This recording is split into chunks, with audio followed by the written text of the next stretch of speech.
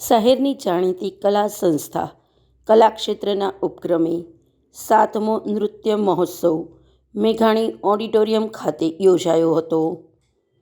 કલાગુરુ શ્રી ધરમશીભાઈ શાહ સ્થાપિત કલાક્ષેત્ર સંસ્થા આયોજિત 7મી નૃત્ય મહોત્સવને ગુરુમાં શ્રી ઝવેરબેન શાહ તેમજ ગિરીશભાઈ વાઘાણી, નિશિતભાઈ મહેતા આમંત્રિતો તેમજ કલાકારોના હસ્તે ખુલ્લો મુકાયો હતો. ઉપસ્થિતોનું સ્વાગત કલાક્ષેત્રના ટ્રસ્ટી શ્રી નિશિતભાઈ મહેતાએ કર્યું હતું.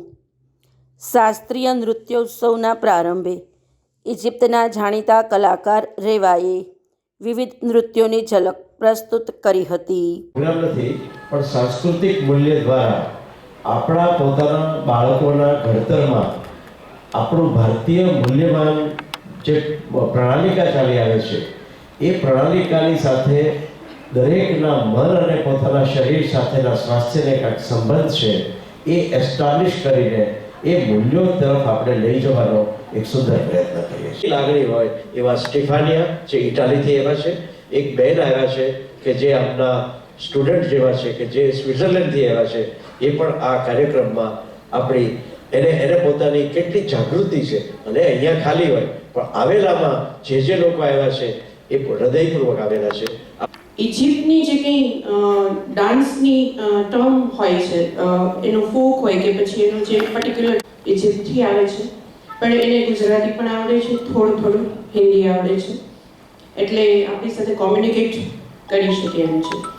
ડાન્સ રજૂ કરવાના છે. This type of dance is performed on classical songs. એની જે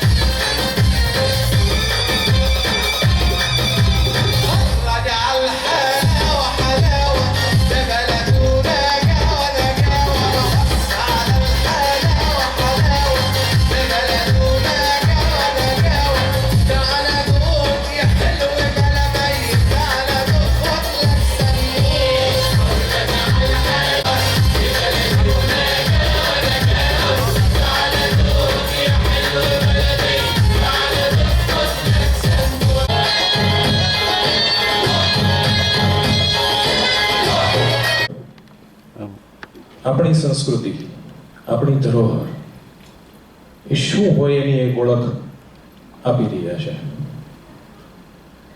ખરેખર તો અભિનંદનને પાત્ર કલાક્ષેત્ર અને નિશિતભાઈની સમગ્ર ટીમ છે.